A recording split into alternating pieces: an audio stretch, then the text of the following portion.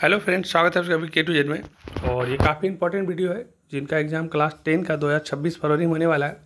तो social science में एक सब्जेक्ट आपका ज्योग्राफी में जुड़ा हुआ है, आपदा प्रबंधन। इस वीडियो को आप अगर ध्यान से सुन लेते हैं 1 से 2 बार तो आपको कुछ भी याद करना नहीं पड़ेगा। और इसमें जैसा भी लिखा हुआ है खैर ठीक है, और आप जो हम अलग से आपको बोल के बताएंगे वो आपके लिए काफ़ी ज़रूरी होगा।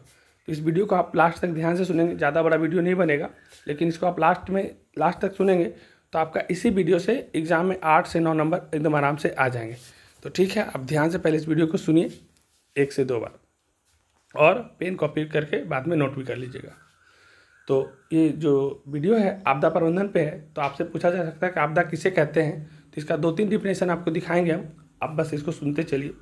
तो कम समय में हमें अधिक नुकसान पहुंचा जाती है उसे आपदा कहते हैं। मतलब आपदा एक ऐसा घटना है जो इसके बारे में आपको पता नहीं होता, अचानक तुरंत कहीं से आ जाती है और हमको इतना सारा नुकसान हो जाता है कि जिसके बारे में हम सोच भी नहीं सकते हैं, जिसका हम तुरंत कुछ उपाय कर भी नहीं पाते हैं, उसे हम आपदा कहते हैं। नहीं समझ में आया तो आगे चलते हैं, समझ में और आएगा। पूछा जाएगा कि आपदा कितने प्रकार के होते हैं। तो आपदा जो मुख्य रूप से 2 प्रकार के होते हैं। एक तो आपदा प्रकृति के द्वारा होता है जिसे हम रोक नहीं सकते ज़्यादा, और एक है मानव जनित आपदा जिसको हम लोग चाहें तो कंट्रोल कर सकते हैं। तो 2 तरह का आपदा होता है, एक होता है प्राकृतिक आपदा, एक होता है मानव जनित आपदा। अब अगर आपदा कोई आ जाए तो हम उसका प्रबंधन कैसे करेंगे, तो लिखेंगे कि किसी भी आपदा के प्रभाव को कम करने के लिए जो जो उपाय किए जाते हैं उन्हें ही आपदा प्रबंधन कहते हैं। जैसे कोई भी आपदा आ गया तो हम उसको कैसे कम कर सकते हैं, क्योंकि आपदा को रोकना तो मुश्किल है लेकिन उसको कम किया जा सकता है। तो उसको कम करने के लिए हम जो भी उपाय करेंगे वो सब आपदा प्रबंधन कहलाता है। आपदा प्रबंधन जरूरी क्यों है, तो आप लिखिएगा कि किसी भी आपदा के प्रभाव को कम करने के लिए आपदा का प्रबंधन अनिवार्य है। ऐसा करके हम कई छोटे मोटे आपदाओं को टाल भी सकते हैं और आपदा से जो होने वाले नुकसान है उसको थोड़ा कम भी कर सकते हैं। अब फिर से देखिए आपदा किसे कहते हैं, इसका अच्छा से समझ में नहीं आता, यहाँ से फिर से एक बार देख लीजिए कि मानवीय भूल या प्रकृति के कारण होने वाली ऐसी अचानक घटना जिससे अधिक माल जाल की हानि हो उसे आपदा कहते हैं। मतलब कभी कभी क्या हो जाता है कि प्रकृति के द्वारा तो आपदा आता ही आता है, और कुछ आपदा ऐसा होता है जो मानव के गलती के कारण होता है, और उसके कारण क्या होता है कि बहुत सारा नुकसान हो जाता है, बहुत सारे लोग का मृत्यु हो जाता है, जान चला जाता है, बहुत सारा माल जाल का नुकसान हो जाता है। और ये सब जो भी घटना घटती है इसे हम लोग कहते हैं आपदा। आपदा बताएं 2 प्रकार का होता है, एक होता है मानव जनित आपदा, एक होता है प्राकृतिक आपदा। ये दोनों का भी रूप आपको दिखा रहे हैं। प्राकृतिक आपदा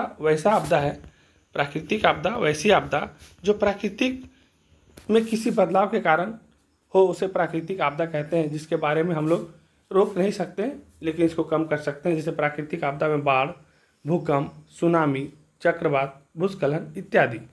अब है मानव जनित आपदा।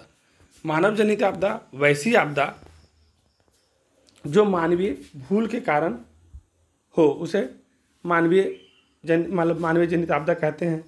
जैसे रेल दुर्घटना, तो रेल दुर्घटना तो प्रकृति का नहीं है, ये मानव के द्वारा होता है। जैसे महामारी, आतंकवाद, आप बीच में देखिएगा कोरोना भी एक वैसा वायरस आया था जो मानव की गलती के कारण ही शुरू हुआ था। तो ये सब जितना भी आपदा जो मानव की गलती के कारण उत्पन्न होता है उसे मानव जनित आपदा कहते हैं। आगे बढ़ते हैं, अब बाढ़ के बारे में थोड़ा जान लेते हैं कि बाढ़ क्या है। तो आप बाढ़ के बारे में लिखेंगे कि जब मानसून के समय यानी जब बारिश के समय या बारिश के महीने में वर्षा अधिक होने के कारण नदी का जल स्तर ऊपर उठ जाता है, और जिसके कारण जो नदी का जल है वो आसपास में फैल जाता है, और जब पानी बहुत ज़्यादा फैल जाता है तो इसे ही बाढ़ का रूप ले लेता है, तो उसे ही बाढ़ कहते हैं। और बिहार में पूछेगा कि कब सबसे विनाशकारी बाढ़ आया था, तो बिहार में 2008 में बहुत ही भयानक और विनाशकारी बाढ़ आया था। पूछेगा आपको कि बाढ़ों का देश किसको कहा जाता है, तो बाढ़ का देश बांग्लादेश को कहा जाता है। और पूछेगा बिहार का कौन सा नदी शोक के रूप में जाना जाता है, तो बिहार का कोसी नदी को शोक के रूप में जाना जाता है। बंगाल का शोक दामोदर को कहा जाता है, असम का शोक ब्रह्मपुत्र नदी को कहा जाता है, उड़ीसा का शोक महानदी को कहा जाता है। बाढ़ का सबसे प्रमुख कारण वर्षा की अधिकता है। ऑब्जेक्टिव पूछा जा सकता है कि बाढ़ का प्रमुख कारण क्या है, तो वर्षा का अधिकता होने के कारण बाढ़ आता है। उत्तर बिहार जो है हमेशा बाढ़ से ग्रसित रहता है। बाढ़ से होने वाला क्या क्या हानि है, तो देखिए जब भी कहीं भी बाढ़ आएगा तो बहुत सारा हानि होगा। उसमें से कुछ आप 4-5 पॉइंट अच्छा से याद रख लीजिए कि सबसे पहले फसल का बर्बादी होगा, लाखों लोग घर से बेघर हो जाएंगे, घर बहुत सारा डूब जाएगा, सड़क टूट फूट जाएगी, भारी माल जाल की हानि होती है, बाढ़ से कई प्रकार की महामारियाँ फैल जाती है। तो हम लिख सकते हैं कि बाढ़ के अनेकों कारण हो सकते हैं, लेकिन इसमें से 4-5 को लिख करके इसको अच्छा से एक्सप्लेन करेंगे कि जब फसल का बर्बादी हो जाएगा तो किसान को खाएंगे क्या। बहुत सारे धन दौलत का भी नुकसान हो जाता है। घर जब टूट जाते हैं तो फिर उनके लिए घर बनाना आसान होता नहीं है, तो हमेशा वो घर से बेघर हो जाते हैं। और भी सारा चीज़ को आप जोड़ जोड़ के लिखिएगा कि जब सड़क टूट जाएगी तो सरकार को फिर से बहुत सारा पैसा खर्च करना पड़ेगा इसके बनाने के लिए, तो आर्थिक स्थिति भी सरकार का भी खराब हो जाती है और भारी माल जाल की हानि होती है। और भी बहुत सारे आप बाढ़ से होने वाले हानियों को लिख देंगे। अच्छा, बाढ़ से कुछ फ़ायदा भी होता है, तो कुछ थोड़ा सा फ़ायदा क्या होता है वो लिख लीजिएगा। तो बाढ़ से होने वाले फ़ायदे के बारे में जानेंगे। तो जब जहाँ पे बाढ़ आता है ना, जब पानी बहुत जमा हो जाता है, तो बाढ़ के साथ में देखिएगा कि पानी के साथ में बहुत सारा मिट्टियाँ भी बहा के वो लाती है। तो जब बाढ़ सूखता है ना, तो पानी जब चला जाता है तो जो मिट्टी वहाँ पर जमा हो जाता है ना, वो मिट्टी काफ़ी उपजाऊ होती है। तो जिस खेत में जिस जगह पे वो मिट्टी जमा होती है वहाँ आप चाहेंगे तो खेती करेंगे तो काफ़ी उपजाऊ हो जाता है। बाढ़ आने के बाद आसपास में जितना गंदगी था ना, वो सब बह करके चला जाता है, तो सब साफ़ हो जाता है और इसके कारण सुखाड़ का स्थिति नहीं आता। जहाँ पर बाढ़ ज़्यादा आता है तो वहाँ पर पानी का कमी नहीं होता, तो उस पानी को बाद में सुखाड़ कम कर दिया हो जाता है, मतलब वहाँ पर सूखा की स्थिति नहीं आता है जहाँ बाढ़ आता है। आगे बढ़ते हैं। अब बाढ़ से हम लोग बचाव को क्या क्या उपाय कर सकते हैं। तो देखिए, बाढ़ आने से रोकने का तो संभावना थोड़ा कम है, लेकिन बचने का कुछ कुछ उपाय किया जा सकता है कि जहाँ पर बाढ़ प्रभावित क्षेत्र है तो वहाँ पर बांधों एवं तटबंध का निर्माण करिए और बाढ़ के समय ऊंचा स्थान पर जाना चाहिए या फिर आपका घर ऊंचा स्थान पर बनाना चाहिए। मकान का जो निर्माण करते हैं वो नदी से या फिर समुद्र तट से जो भी है उससे 200 मीटर कम से कम दूरी, कहीं कहीं पे आपको 100 मीटर दिखेगा, लेकिन कम से कम 200 मीटर का दूरी जरूर होना चाहिए। बाढ़ से पहले जो सूचना तकनीक है उसका सहारा लीजिए। अगर ऐसा कोई संभावना है तो हम लोग पहले से बचने का उपाय ढूंढेंगे। बिहार में बाढ़ की स्थिति का वर्णन करिए। तो आप लोग लिखेंगे कि बिहार के लिए बाढ़ सबसे त्रासदी है, मतलब बहुत ज़्यादा परेशान करने वाला है और बिहार का जो आर्थिक स्थिति है और बिहार का जो विकास है ये बाढ़ के कारण ही बहुत प्रभावित होता है।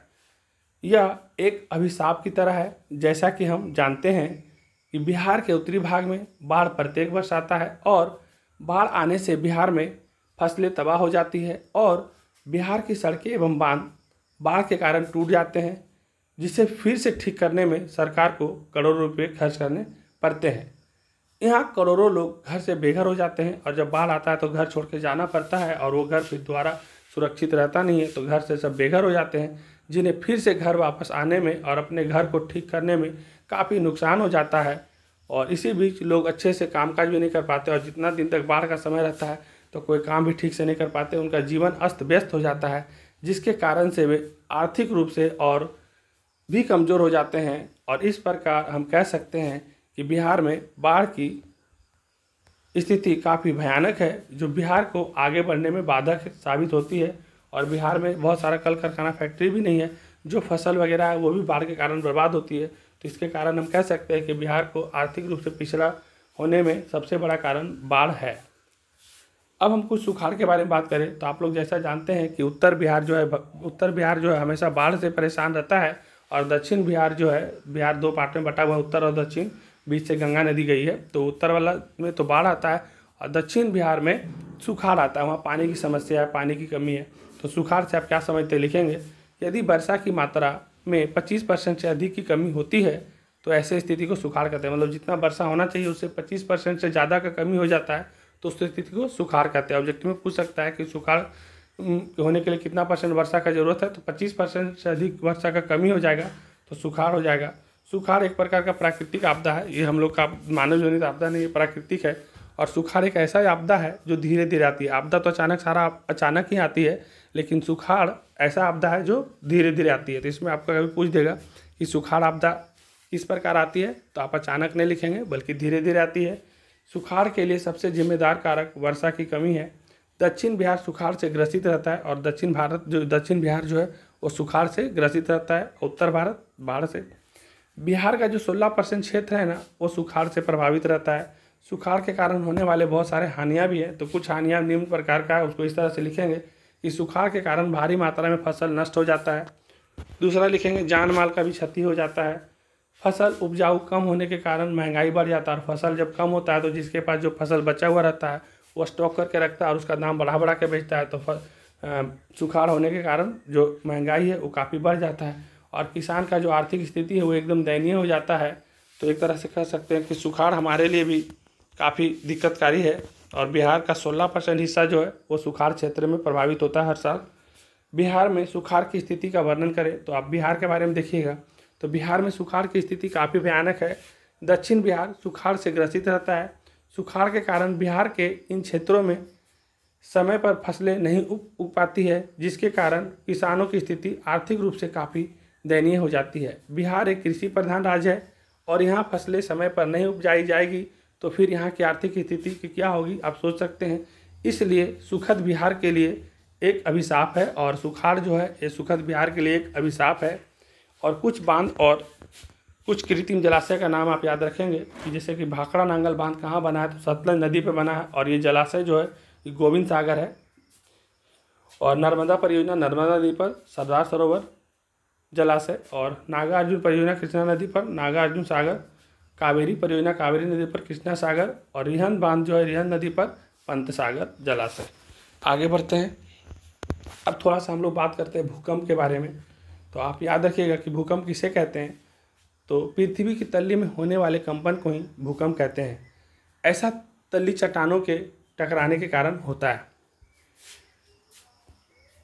भूकंप केंद्र किसे कहते हैं तो जहां भूकंप की तरंग का जन्म होता है उसे भूकंप केंद्र कहते हैं। अधिक केंद्र किसे कहते हैं तो भूकंप केंद्र के ऊर्ध्वाधर पृथ्वी पर स्थित केंद्र को अधिक केंद्र कहते हैं। या पृथ्वी पर वह बिंदु जहां भूकंप का पहला अनुभव किया जाता है अधिक केंद्र कहलाता है। भूकंप की 3 तरंगे होती है। भूकंप का कितना तरंगे होती हैं तो 3 तरंगे पी, एस और एल। जो पी तरंग होता है ये सबसे पहले पृथ्वी पर पहुंचता है। पी तरंग का गहनता जो होता है वो अधिक होता है, लेकिन पी तरंग जो होता है वो कम खतरनाक है। पी तरंग जो होता है उतना खतरनाक नहीं है। पी तरंग का गहनता ज़्यादा है लेकिन खतरनाक कम है। पृथ्वी पर पी तरंग सबसे पहले पहुंचती है। उसके बाद एस तरंग जो होता है वो पी के बाद पृथ्वी पर पहुंचती है या मध्यम खतरनाक होता है। और जो एल तरंग है या पृथ्वी तक अंत में पहुंचता है, इसका गहनता एल का कम होता है लेकिन सबसे ज़्यादा खतरनाक बोलेगा तो एल होता है। तो यहाँ पे याद रखिएगा कि देखिए 3 चीज़ याद रखना है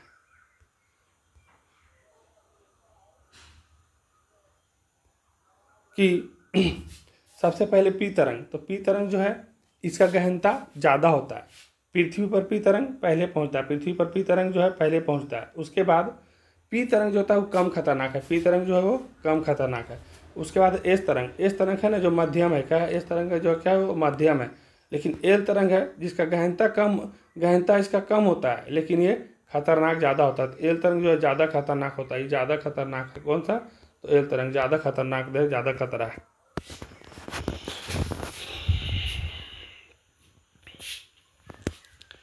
भूकंप से होने वाले हानि को लिखें तो आपको तो पहले बता चुके हैं, फिर से आप एक बार सुन सकते हैं कि बड़ा बड़ा इमारत टूट जाता है जिससे लाखों करोड़ों का नुकसान होता है। सड़क टूट फूट जाता है जिससे सरकार को फिर से बनाने में काफ़ी पैसा खर्च हो जाता है।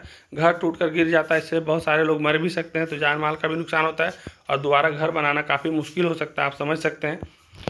भूकंप के बचाव के क्या क्या उपाय है उसके बारे में थोड़ा समझ लीजिए कि जहाँ पर चाहते हैं भूकंप आता है तो हम लोग वहाँ बचाव कैसे कर सकते हैं। तो सबसे पहले तो आप जो घर बनाते हैं तो आयताकार होना चाहिए, वर्गाकार होना चाहिए ताकि भूकंप आए तो उसको असर थोड़ा कम हो। मजबूत पिलर होना चाहिए। जब घर बनाते हैं तो पिलर मजबूत होना चाहिए तब भूकंप से बचेंगे।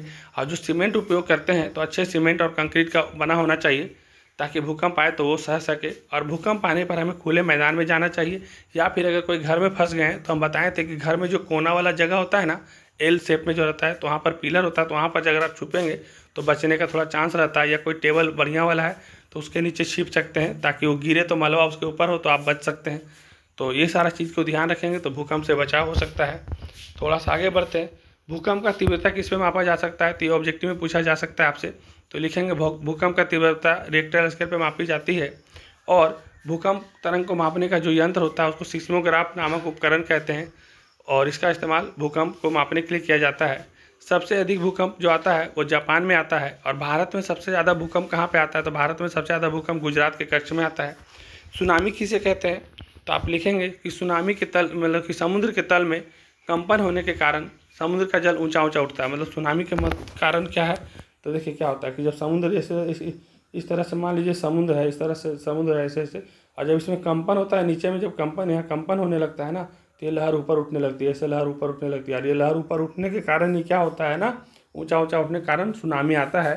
सुनामी से हम लोग को बचने का क्या करना है, तो सुनामी समुद्र के नीचे जो आता है भूकंप ना, उसे ही सुनामी कहते हैं। या समुद्री भूकंप को ही सुनामी कहते हैं। समुद्र में एक तरह से भूकंप आता है नीचे, उसी को ही सुनामी कहते हैं।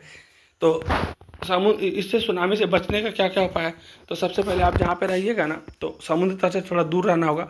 और वहाँ पर ना एक यंत्र वगैरह लगाया जाता है, साइन बोर्ड वगैरह लगाया जाता है, ताकि आपको सूचना का पूर्वानुमान लग जाए कि अगर ऐसा कुछ आने वाला या खतरा कुछ है इतना, उसमें टाइम आपको दे दिया था। सुनामी आता तो हलचल उलचल होता है, पता चल जाता है। तो आपको सही समय रहते हुए वहाँ से आपको साइड हो जाना पड़ता है। इसमें सरकार को भी ज़्यादा एक्टिव रहना पड़ता है और आम लोगों को भी ज़्यादा एक्टिव रहना पड़ता है। थोड़ा सा आगे बढ़ते हैं सुनामी के आगे, कि भूस्खलन किसे कहते हैं। तो पहाड़ी क्षेत्र में पहाड़ों का खिसक कर गिरना भूस्खलन कहलाता है। यह एक प्राकृतिक आपदा है। भूस्खलन कैसा आपदा है, तो भूस्खलन एक प्राकृतिक आपदा है। यह आपदा उत्तराखंड, झारखंड, हिमाचल प्रदेश जैसे राज्य में आता है। मतलब जहाँ ऊंचा ऊंचा पहाड़ होगा ना, वहीं पर नहीं सब होगा। तो आप ऐसे समझ लीजिए भूस्खलन वहाँ होगा जहाँ पे पहाड़ी इलाका हो। सबसे अधिक भूस्खलन कहाँ पे होता है, तो उत्तराखंड में होता है, क्योंकि वहाँ ज़्यादा पहाड़ पर्वत है। उसके बाद हिमस्खलन क्या होता है, तो हिम मतलब होता है वर्षा, बर्फ़। तो बर्फ़ कब गिरेगा, तो जब बर्फीले क्षेत्रों में बर्फ़ सिसक कर गिरते हैं, ऐसी घटना को हिमस्खलन कहते हैं। यह एक प्राकृतिक आपदा है। यह घटना जम्मू कश्मीर, उत्तराखंड आदि क्षेत्र में होता है। मतलब जिधर बर्फ़ का पहाड़ होगा उधर ही बर्फ़ ही गिरेगा, हिमस्खलन होगा। तो आप समझ लीजिएगा कि जम्मू कश्मीर और उत्तराखंड में हिमस्खलन ज़्यादा होता है। अच्छा, सुनामी के बारे में जो बात कर रहे थे, उससे थोड़ा सा बचने के उपाय जो बता रहे थे, एक बार फिर से नोट कर लीजिएगा कि सुनामी से बचने के उपाय। तो सुनामी वाला जो सुनामी के पास जाके लिख लीजिएगा। आप इस वीडियो को पहले एक बार सुन के लिखते हैं तो अच्छा रहेगा। तो पहले सुनामी के पास जाके लिख लीजिएगा कि सुनामी से बचने का उपाय क्या है। तो समुद्र तट से घर दूर बनाना चाहिए। समुद्र के किनारे चेतावनी बोर्ड लगाना चाहिए। समुद्र किनारे ऊंचे ऊंचे होने वाले वन को लगाना चाहिए। लोगों को सुनामी के प्रति जागरूक करना चाहिए कि जब सुनामी आए तो हम लोग को कैसे बचना है, ये सब क्लियर करके जागरूक करना है। ये सुनामी के पास में जाके लिख लीजिएगा। अगर दोबारा भी लिख रहे तो एक बार वहाँ पर जाकर लिख लीजिएगा। वर्षा जल संग्रहण क्या है, तो वर्षा के जल का भविष्य में उपयोग करने के लिए किसी अच्छे जगह पर इकट्ठा करना वर्षा जल संग्रहण कराता है। मतलब जब बारिश हो रहा है तो ऐसा बहुत सारा जगह पर है कि जहाँ पर बारिश में पानी तो होता है तो मिल जाता है, लेकिन बाकी दिन पानी का दिक्कत होता है। तो उसी रूप में हम लोग वर्षा का क्या करते हैं, जल को संग्रहण करते हैं। और ऐसे भी हम लोग जानते हैं कि पृथ्वी के नीचे जो जल है, पीने वाला जल, खास करके जो हमारे लिए अच्छा वाला जल है, उसका मात्रा काफ़ी कम हो रहा है। तो अगर हम वर्षा का जल को बचा के अगर हम रेन वाटर हार्वेस्टिंग से पृथ्वी के अंदर अगर इसको हम डालें और पहुँचाएँ तो बाद में हमको ये काफ़ी उपयोग में आ सकता है। और ऐसे भी हम लोग इसको जलाशय, तालाब बना करके भी इसको स्टोर करके अच्छा जगह रख सकते हैं। वर्षा जल संग्रहण करने से हम सुखाड़ के प्रभाव को कम कर सकते हैं। और अगर हम वर्षा का जल का बचा करके रखेंगे, इकट्ठा करके रखेंगे, तो सुखाड़ का स्थिति है उसको कुछ हद तक हम कम कर सकते हैं। उसके बाद आपदा के समय अचानक होने वाले प्रबंधन। जब भी आपदा आता है तो उसको आकस्मिक बोलते हैं। आकाशी लिखा गया है यहाँ पर, थोड़ा सा आप देखिएगा, यहाँ पर आकस्मिक कर लीजिएगा इसको, आकस्मिक।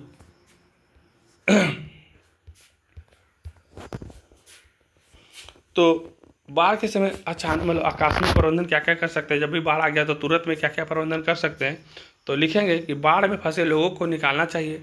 जो लोग बाढ़ से प्रभावित हैं उनके लिए रोटी, कपड़ा, मकान की व्यवस्था करना चाहिए। जैसे मान लीजिए जहाँ पर बाढ़ आ गया तो लोग खाना थोड़ी ना बना पाएंगे, लोग तो फंसे हुए रहेंगे। तो हम लोग को उनको खाने का व्यवस्था करना चाहिए, उनको पहनने का व्यवस्था करना चाहिए।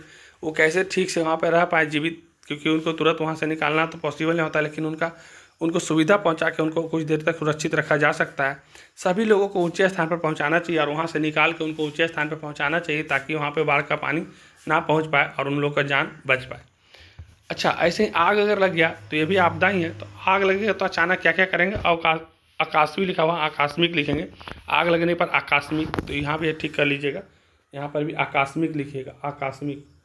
आकस्मिक इधर से यहाँ लिख दे रहे हैं, आकस्मिक है ना, मतलब अचानक। तो आग लगने पर हम लोग तुरंत क्या क्या उपाय कर सकते हैं, तो आग लगने पर हम लोग तुरंत क्या क्या प्रबंध करेंगे, तो आग में जितना लोग फंसा हुआ उसको बाहर निकालना चाहिए। अग्निशामक यंत्र को बुलाना चाहिए। और आग जहाँ पे लग गया है तो जहाँ पर कुछ स्थान पर जल गए होंगे, तो जहाँ पे जल गए वहाँ पे ठंडा पानी डालना चाहिए। अब कुछ क्वेश्चन ऑब्जेक्टिव में क्या क्या बन सकता है वो सब आप ध्यान से इसको सुन लीजिए। अगर आपसे पूछा जाएगा कि सुखाड़ किसे कहते हैं, तो आप याद रखिएगा कि जब औसत वार्षिक वर्षा की मात्रा 25% से अधिक की कमी हो जाती है उस स्थिति को सुखाड़ कहते हैं। बिहार में 2008 में भयानक बाढ़ आया था और 2009 में सुखाड़। तो आपसे पूछेगा कि बिहार में सुखाड़ कब आया था, तो 2009 में, और बाढ़ कब आया था बिहार में, तो बिहार में बाढ़ आया था 2008 में। पूछेगा कि बिहार सहित संपूर्ण भारत में भूकंप कब आया था, तो बिहार सहित संपूर्ण भारत में 1934 में भयंकर भूकंप आया था। और एक क्वेश्चन और है कि 2004 में कहाँ पे भूकंप आया था, तो याद रखिएगा कि 2004 में एक गुजरात में भुज नाम का जगह है। गुजरात में कहाँ पे, गुजरात के भुज में। तो गुजरात के भुज में भयंकर भूकंप आया था। क्या आया था, भूकंप आया था 2004 में। ये भी याद रखिएगा, ये भी क्वेश्चन एग्जाम में बनता है।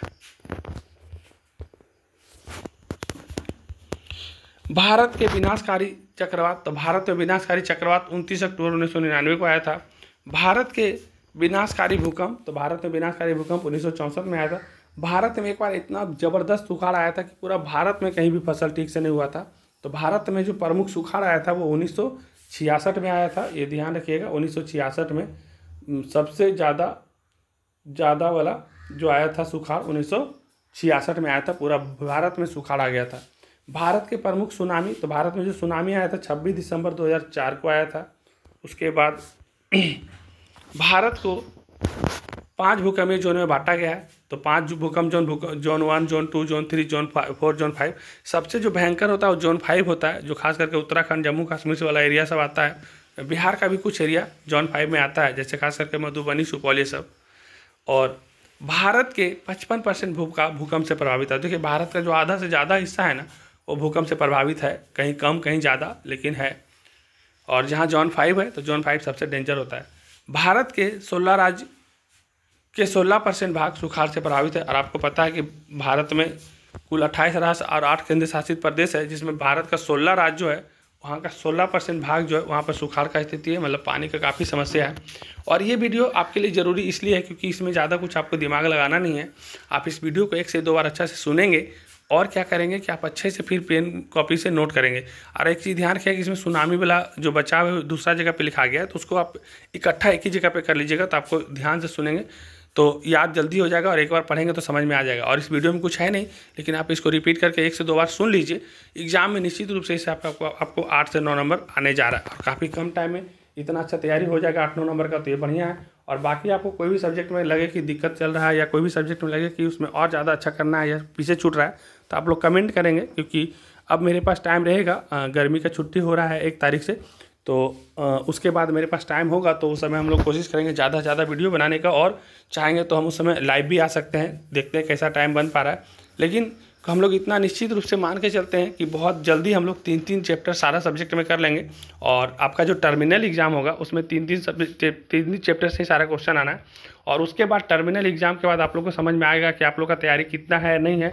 उसके बाद जिनका जैसा तैयारी रहेगा उसके हिसाब से हम लोग और बेहतर करने की कोशिश करेंगे। तो ठीक है, वीडियो को समाप्त करते हैं। धन्यवाद। अच्छा लगेगा तो लाइक करिए, जो सब्सक्राइब नहीं किया वो सब्सक्राइब कर लीजिए। धन्यवाद।